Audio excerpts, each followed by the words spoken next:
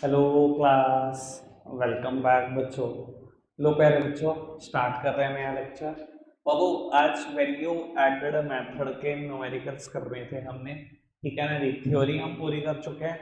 बाबू, बस फटाफट से एक आध बात रिवाइज करा दो ताकि हम आगे बढ़ सके।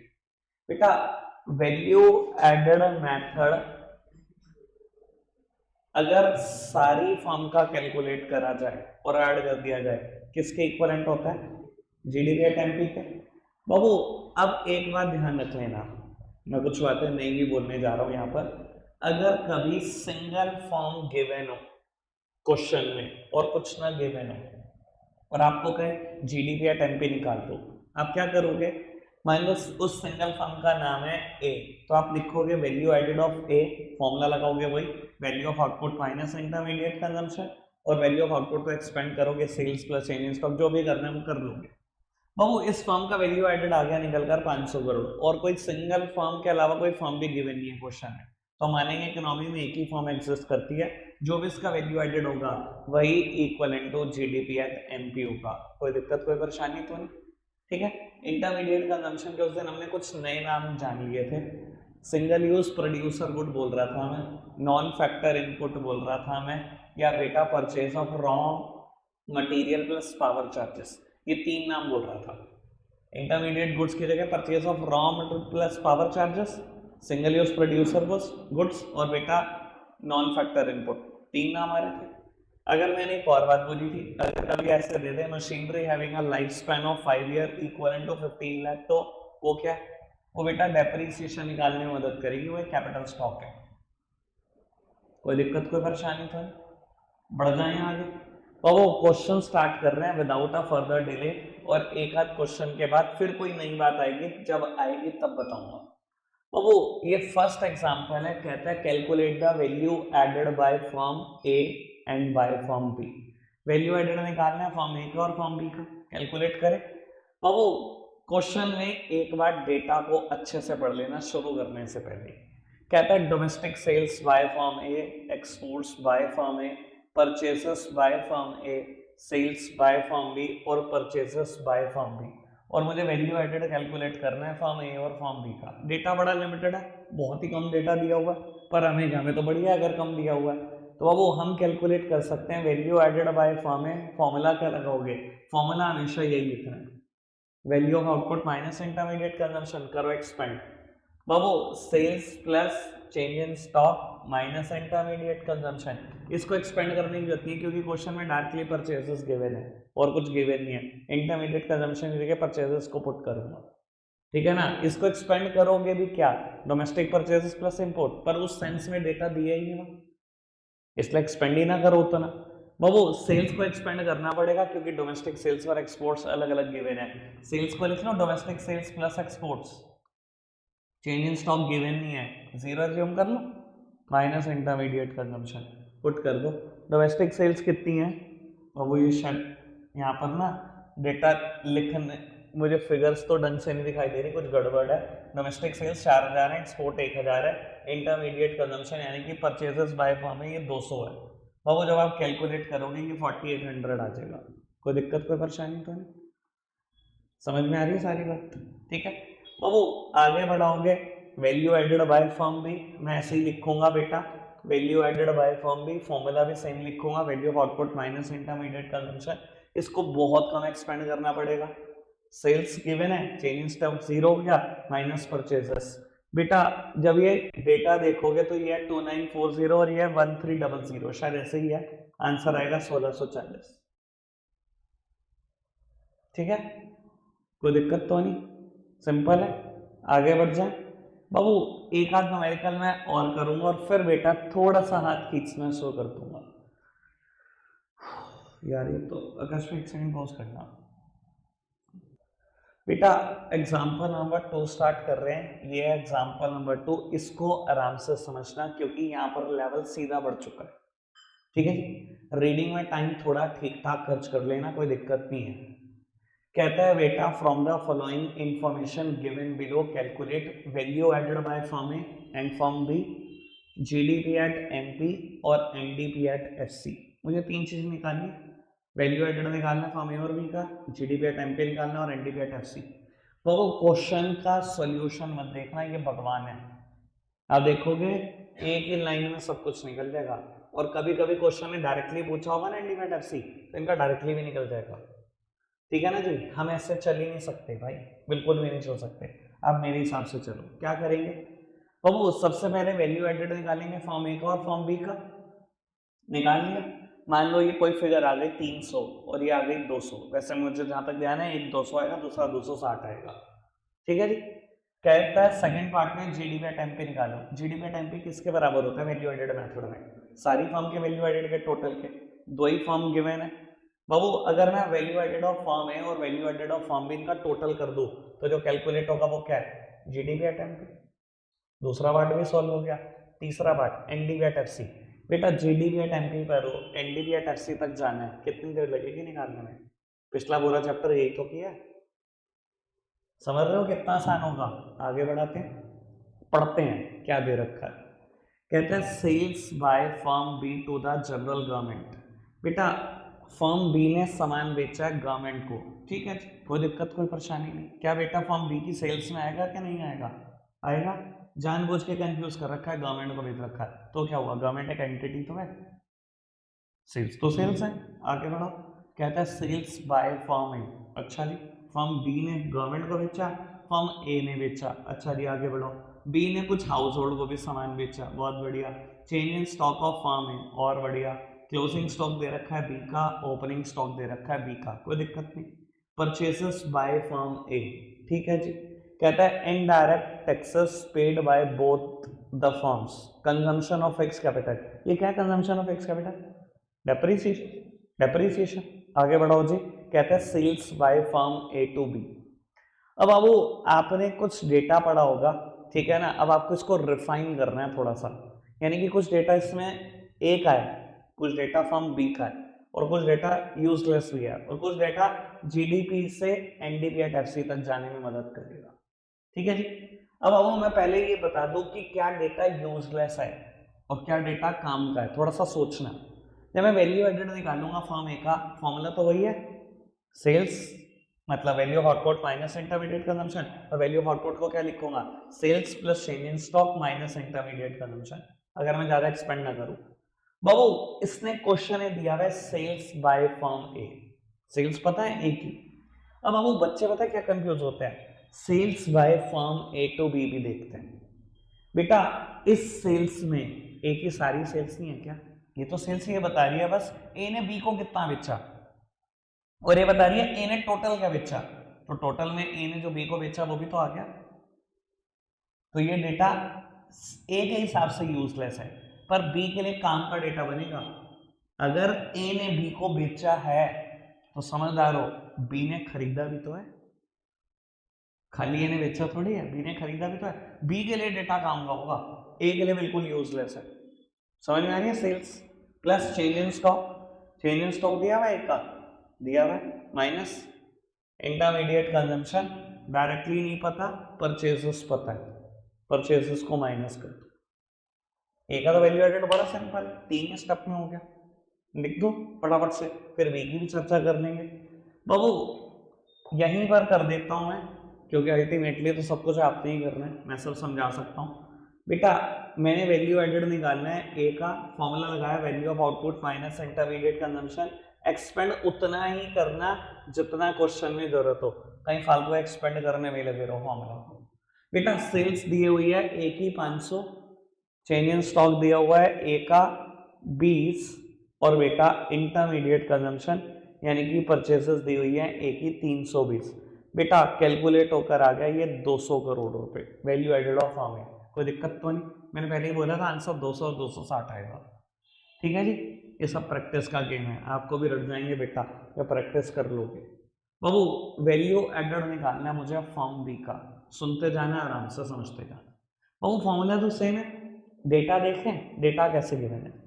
कहता है बी ने जनरल गवर्नमेंट को कुछ सामान बेचा, अच्छा जी सेल्स तो है। बाबू बी ने कुछ हाउस होल्ड को सामान बेचा, अच्छा ये भी सेल्स है बी की। सीधा क्या देता सेल्स बाय फर्म बी, उसमें तो सब कुछ आ जाता, सीधा सीधा लिखा कहते कुछ सामान उसने गवर्नमेंट को बेचा, कुछ हाउस होल्ड को बेचा। अच्छा जी, ये दोनों तो बी की सेल्स है, और कहीं पे बी की सेल्स गिवन है और कहीं सेल्स गिवन नहीं है। तो बाबू सेल्स की जगह तो मैं डेटा पुट करूंगा 100 ये और 350 ये, 450। कोई दिक्कत तो नहीं। प्लस चेंज इन स्टॉक कराना, चेंज इन स्टॉक प्लस क्या होता है चेंज इन स्टॉक, अगर डायरेक्टली ना हो तो क्लोजिंग माइनस ओपनिंग। बाबू ये बी का क्लोजिंग स्टॉक दिया हुआ, ये ओपनिंग स्टॉक। बेटा क्लोजिंग स्टॉक 40, ओपनिंग स्टॉक 30। कोई दिक्कत कोई परेशानी तो नहीं। तो ये रहा सेल्स, ये रहा चेंज इन स्टॉक, माइनस कराओ इंटरमीडिएट कंजम्पशन। अच्छा जी देखते हैं बेटा, बाबू परचेजेस एक ही, तो चलो एक का तो हो गया, ये इनडायरेक्ट टैक्सेस है, ये डेप्रिसिएशन है। बाबू आखिरी में सिर्फ एक ही डेटा बचता है आपको परचेजेस निकालने के लिए, ठीक है ना जी। बाबू याद है बात मैं कर चुका हूं, जब ए ने इसने कहा बी को बेचा, ए के लिए तो यूजलेस है कि तो टोटल सेल्स मुझे पता थी बाबू, लेकिन बी के लिए तो काम का है। ए ने बी को बेचा, बी ने खरीदा भी तो है, अगर बी ने खरीदा है तो बाबू परचेज समझकर माइनस कर दू बी की। बाबू बी की परचेज समझकर मैंने माइनस कर दी 200 रुपए, यानी कि बेटा ये घूम फिर कर आ गया 260 करोड़, जैसा कि मैंने कहा था आगे का। कोई दिक्कत तो नहीं। अब बाबू बी पार्ट में क्या कहा था, जीडीपी एट एमपी निकाल दो, यही कहा था ना।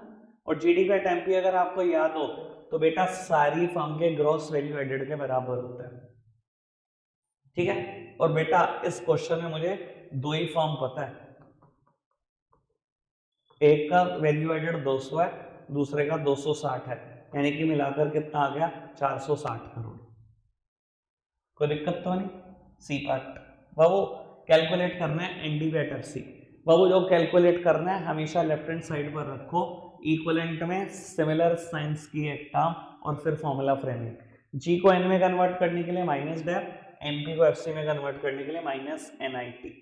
बेटा ये 460 करोड़ है डेप्रीसिएशन, कंजम्पशन ऑफ एक्स का बेटा ये रहा 120। Indirect taxes paid by both firm. बाबू इनडायरेक्ट टैक्सेस पता है, सब्सिडी नहीं पता, assume it to be zero. NIT किसके बराबर होता है, आईटी माइनस सब्सिडी, यानी कि इस क्वेश्चन में अगर सब्सिडी नहीं है तो एनआईटी आईटी के बराबर ही है, ठीक है। बाबू ये रहे इनडायरेक्ट टैक्सेस 75, यानी कि कैलकुलेट होकर आ गया टोटल 265 करोड़। कोई दिक्कत तो नहीं, क्लियर है बात, सिंपल। आगे बढ़ाएं बात को। बाबू एक बात हमेशा ध्यान रख लेना, आगे से हर क्वेश्चन ना आपसे ये वाला पंगा जरूर लेगा। कोई एनडीबी एट एफसी कैलकुलेट कराने में लगा हुआ है, कोई एनडीबी एट एमपी कैलकुलेट कराने पड़ रहा है, कोई जीएनपी एट एमपी कैलकुलेट कराने में लगा हुआ है, पर ये मेथड बेटा डायरेक्टली सिर्फ एक ही चीज निकालता है, वो जीडीपी एट एमपी है। बाद में कन्वर्जन करना पड़ेगा। इनका सॉल्यूशन मत देखना, ये तो पहले स्टेप में ही लिखते हैं GNP at FC is equals to, और वैल्यू एडेड में भी पता नहीं क्या कहां से घुमा के आंसर निकाल देते हैं। इनका स्टेप देखना ही नहीं है हमने, हमारा तो सीधा जीडीपी एट एमपी निकल सकता है, उससे ज्यादा कुछ नहीं निकल सकता, बाद में कन्वर्जन ही होगा। कोई दिक्कत कोई परेशानी तो नहीं, बढ़ जाए आगे। बाबू एक बात जो मुझे और न्यूमेरिकल के लिए बतानी है, उसके बाद शायद सारे न्यूमेरिकल आप कर सकते हो। कुछ चीजें ना बेटा हमने प्रिकॉशंस में पढ़ी थी, ठीक है ना, वो ध्यान रखना न्यूमेरिकल में यूज हो सकती है। जैसे कि बाबू नॉर्मली तो फॉर्मूला यही है, value added is equals to value of output minus intermediate consumption, और value of output sales plus change in stock के बराबर है, ठीक है। कभी कभी क्या करेगा, लिखा आ जाएगा क्वेश्चन में प्रोडक्शन फॉर सेल्फ कंजम्पशन 20 रुपए, ऐसा लिखा आ जाएगा। प्रोडक्शन फॉर सेल्फ कंजम्पशन पढ़ा था हमने कहीं, याद ही नहीं आता तुम्हें। प्रिकॉशन की चौथी प्रिकॉशन याद करना, production of goods for self consumption include होता है ना इस मेथड में। अब कहाँ इंक्लूड होता है, एज पर फॉर्मूला तो कहीं इंक्लूड नहीं होता, पर बाबू कर देना। अगर उसने प्रोडक्शन किया फॉर सेल्फ कंजम्पशन, मैं भी तो वैल्यू एडेड मेथड से जीडीपी एट एमपी निकाल लूंगा, जीडीपी एट एमपी प्रोडक्शन ही तो होता है। तो यही कहीं फॉर्मूले में एडजस्ट कर देना, sales plus change in stock plus production for self consumption minus intermediate consumption. एक आध बात ऐसी आएगी तो कर देंगे फॉर्मूला में एडजस्ट, कोई दिक्कत कोई परेशानी तो नहीं, पक्का से, ठीक है। अच्छा अगर कभी क्वेश्चन कहे आपको कैलकुलेट कर दो gross value added at market price, तो क्या, अब क्वेश्चन कहने लगेगा धीरे धीरे, पार्थ भाई सामने देख लो, रोज एक बैच में एक ऐसे हालात आपके हो जाते हैं। हाँ जी सर, बेटा क्वेश्चन कहने लगेगा gross value added at market price निकाल दो, क्या कैलकुलेट करना होगा बेटा? GDP at MP. सारी फर्म के वैल्यू एडेड का टोटल किसके बराबर होता है भाई? ठीक है ना? पर ये जरूर बोलेगा कि मुझे बेस क्या चाहिए। ठीक है जी। अच्छा, अगर कहने लगे gross value added at factor cost निकाल दो तो किसके बराबर है? GDP at FC. अगर कहने लगे net value added at MP निकाल दो तो, यानी कि एंड नेट चाहता है ना वो मुझसे, नेट ही निकालूंगा, एनडीपी एट एमपी। और अगर कह दे net value added at factor cost निकाल दो तो बाबू एनडीपी एट एफसी। यानी कि वैल्यू एडेड बिल्कुल रिप्लेस होता है डीपी से। ग्रॉस चाहता है ग्रॉस निकाल देंगे, नेट चाहता है नेट निकाल देंगे, एमपी भी चाहता है एमपी भी निकाल देंगे, एफसी भी चाहता है एफसी भी निकाल देंगे। ठीक है जी। ये हाईएस्ट लेवल तक बात चली गई है। अब इससे ज्यादा नया कुछ नहीं आएगा, बस ये है कि क्वेश्चन में कभी कभी लैंग्वेज प्रॉब्लम आएगी, आपको समझने में इशू आ सकता है। ठीक है जी, चलो जी देखते हैं बेटा। बाबू क्वेश्चन क्या कहता है ये पढ़ते हैं। देखो अब ये कहता है from the following data about a firm X, एक सिंगल फर्म दी हुई है फर्म एक्स, कहता है for the year 2000 and 2001 calculate the net value added at market price. Net value added at market price यानी कि क्या निकालना है? NDP at MP. ठीक है, क्या ये method directly NDP at MP निकाल सकता है? कभी भी नहीं। क्या निकाल सकता है? ज्यादा से ज्यादा एक फर्म दी हुई है, फर्म एक्स का वैल्यू एडेड निकालूंगा, किसके बराबर होगा? जीडीपी एट एमपी के। वहां से कन्वर्जन करना पड़ेगा एनडीपी एट एमपी में। ठीक है ना, डायरेक्टली एनडीपी एट एमपी नहीं निकल सकता। ठीक है ना जी। अगर मैं फिर वही बात बोलूं, ये भगवान है, ये निकाल रहे net value added at market price, सीधा एक ही फॉर्मूले में डेप्रिसिएशन भी एडजस्ट कर दिया ग्रॉस से नेट करने में। भाई ये मेथड में नहीं करते हम, डेप्रिसिएशन का तो जिक्र भी नहीं करेंगे, ये तो हम बाद में कन्वर्शन करके दिखाएंगे, पहले जीडीपी एट एमपी निकालना। ठीक है जी। वो मौका आपका ही है क्योंकि क्वेश्चन सिंगल सेकंड का है, फटाफट से करके दिखा दो। पहले हर क्वेश्चन में मौका आपको मिलेगा, फटाफट से करना। पूरी पूरी देखते हैं एग्जाम्पल नंबर 43 तक डन है। बाबू पढ़ना जरा, कहता है क्या? कहता है find net value added at factor cost using the given data. बाबू सबसे पहले तो यही डिटरमाइन कर लो net value added at factor cost किसके बराबर होता है? NDP at FC. NDP at FC, क्या ये method directly NDP at FC निकाल सकता है? कभी भी निकाल सकता। क्या निकाल सकता है? जीडीपी एट एमपी निकाल सकता है ज्यादा से ज्यादा। ठीक है जी। तो वो पहले जीडीपी एट एमपी निकाल दो, बाद में कन्वर्जन हो जाएगा, वो तो हो जाएगा। वो ट्राई करना चाहोगे एक बार खुद से? एक बार करना, मैं पढ़ भी नहीं रहा। ठीक है, देखते हैं क्या करते हो सिर्फ, लेकिन मिलेंगे 2 मिनट। ठीक है, 2 मिनट में हुआ तो हुआ, वरना मैं करूँगा। है कुछ भी नहीं होना रेंट का। बाबू कुछ डेटा यूजलेस होते हैं, इस क्वेश्चन में रेंट का क्या होना है? कुछ भी नहीं होना। रेंट कभी पढ़ा हमने वैल्यू एडेड मेथड में? कुछ भी। इनकम मेथड का पार्ट होता है। हाँ बाबू वो तो imputed value of the owner occupied house था, यहाँ पर पता नहीं है ना ये ऑनर ऑक्यूपाइड हाउस है कि नहीं है। जब तक नहीं पता तब तक कुछ भी नहीं। ठीक है जी। लो बेटा फटाफट से करना स्टार्ट। लोगों तक देखते हैं, समझते हैं इसको। बेटा सबसे पहले मैं कैलकुलेट कर रहा हूँ जीडीपी एट एमपी। जो भी डेटा है बस यही डेटा है, यही वैल्यू एडेड के बराबर भी, यही जीडीपी एट एमपी के बराबर भी है। फॉर्मूला क्या है? Value of output minus intermediate consumption. उसको थोड़ा सा भी एक्सपेंड कर लो, sales plus change in stock minus intermediate consumption. और यहाँ पर sales plus change in stock के अलावा आपको प्रोडक्शन और सेल्फ कंजम्पशन लिखना पड़ेगा। ये इंटर मैं पहले ही दे चुका हूँ और आ भी गया उस क्वेश्चन में। ठीक है जी। बाबू जब आपने सेल्स निकालनी होंगी तो फर्स्ट और थर्ड मिला दो, ये सेल्स के बराबर है। क्यों? कहता है sales, sale of rice in the market, market में बेचा 58 करोड़ रुपए का। कहता है procurement of rice by the government, government ने राइस खरीदा है इतने का। भाई अगर गवर्नमेंट ने खरीदा, बेचा तो आपने ही है।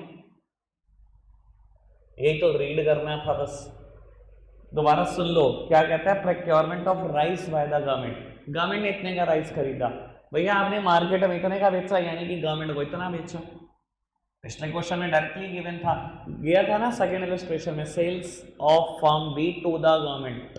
इसमें हम डायरेक्टली नहीं कहा, इसमें बोल दिया गवर्नमेंट ने प्रोक्योर करा। वेट, गवर्नमेंट ने प्रोक्योर करा, आपने तो बेचा ना, गवर्नमेंट की प्रोक्योरमेंट का क्या करूं मैं? तो बाबू सेल्स बराबर आई होगी 58 प्लस 20 के 78, कोई दिक्कत तो नहीं, समझ में आएगा। प्लस चेंज इन स्टॉक था नहीं, लेकिन सेल्फ कंजम्पशन था। बाबू production for self consumption is a production. बाबू आपने ये भी ऐड कर दिया होगा 15, 78 प्लस 15 93, माइनस कर रही थी इंटरमीडिएट कंजम्पशन, तो बताएगा क्या है? अब डोंट टेल मी यार, purchase of tractor and thresher है, कैपिटल गुड्स है, ये अपनी आइडेंटिटी नहीं खोते ड्यूरिंग प्रोडक्शन। लेकिन what about this fifth point, expenditure on running and maintenance of tractor and thresher, ये क्या है? वो इंटरमीडिएट कंजम्पशन। कहता है ट्रैक्टर चलाने की कॉस्ट और मेंटेनेंस की कॉस्ट। एक मिनट मेरी तरफ देखना, कोई भी कैपिटल गुड्स चलाने की कॉस्ट या मेंटेनेंस कॉस्ट ज्यादातर बेटा इंटरमीडिएट कंजम्पशन होती है। क्यों? वो ट्रैक्टर थ्रेशर चलाने की कॉस्ट क्या है? Petrol diesel. आइडेंटिटी खो देते हैं दूसरे चीज के प्रोडक्शन में, आइडेंटिटी बचती है इनकी कोई? प्रोडक्शन में हेल्पफुल है, मीट बनाने में हेल्पफुल है, आइडेंटिटी खो देते हैं ड्यूरिंग प्रोडक्शन, पेट्रोल डीजल। ऐसे उनकी मेंटेनेंस में लगने वाली ग्रीसिंग, ऑयलिंग, ग्रीस की कोई आइडेंटिटी बचती है? पता ही नहीं होता कहाँ की कहाँ चली गई, खत्म हो जाती है ऑटोमेटिकली। तो अब ये इंटरमीडिएट कंजम्पशन थी, माइनस होनी थी 20, यानी कि 93 माइनस 20, 73 आ गया होगा जीडीपी एट एमपी। इसका कन्वर्जन करोगे एनडीपी एट एफसी में, बाबू जी को एन में कन्वर्ट करने के लिए माइनस डेप, पर बाबू मैं डेप निकाल नहीं पाया इस क्वेश्चन में। क्यों भाई? ये तो पता है ट्रैक्टर और थ्रेशर की कोई कॉस्ट है, पर इसकी लाइफ नहीं दी हुई। लाइफ दी होती पक्का डिवाइड करता, डेप्रिसिएशन निकाल लेता, पर दी नहीं, तो बाबू एसईओ में तो भी जीरो। और क्या माइनस करूं? एनपी को एफसी में कन्वर्ट करने के लिए एनआईटी, जीडी बैट एमपी निकला था, एनडी बैट एफसी तक जा रहे हैं, एमपी को एफसी में कन्वर्ट करने के लिए माइनस एनआईटी। बाबू माइनस करा हुआ एनआईटी, आईटी है नहीं, जीरो, सब्सिडीज हैं कितनी? 3। बाबू एनआईटी में क्या आया होगा? 0 माइनस 3, नहीं तो आया होगा, माइनस और माइनस प्लस हो गया होगा, यानी कि 73 प्लस 3 76 हो गया होगा। अब फटाफट से आंसर करके दिखा, जल्दी से करो बाबू।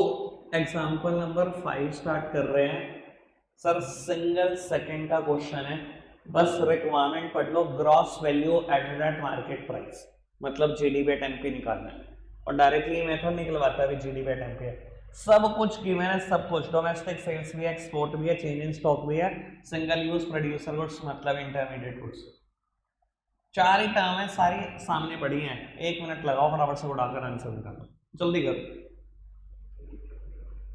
सार्थक डन है?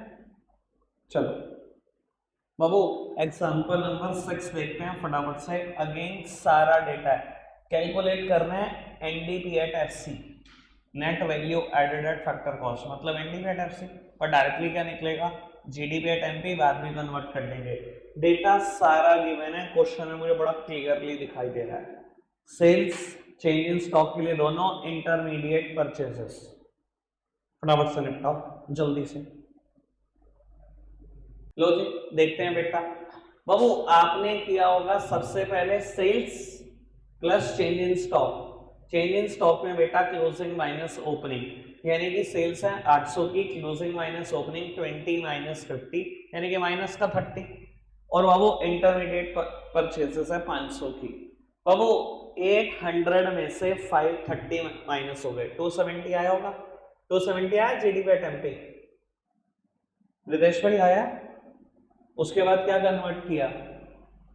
एनडी एट एफसी में कन्वर्ट करना है बेटा, जी को एन में कन्वर्ट करने के लिए माइनस डेप, एमपी को एफसी में कन्वर्ट करने के लिए माइनस एनआईटी। 270 माइनस डेप्रिसिएशन, पूरे क्वेश्चन में है क्या डेप्रिसिएशन? ये रहा 30, 270 minus 30 minus NIT, IT minus subsidy, पूरे क्वेश्चन में कहीं आईटी है? नहीं है।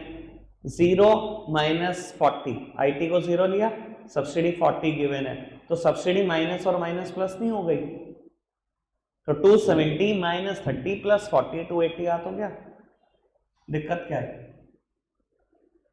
ठीक है जी। इलस्ट्रेशन नंबर 11 तक होमवर्क है, मतलब 6 तक यहीं हो गए, नेक्स्ट 5 होमवर्क है। रखेंगे आज के लिए इतना ही प्यारे बच्चों, बाय बाय।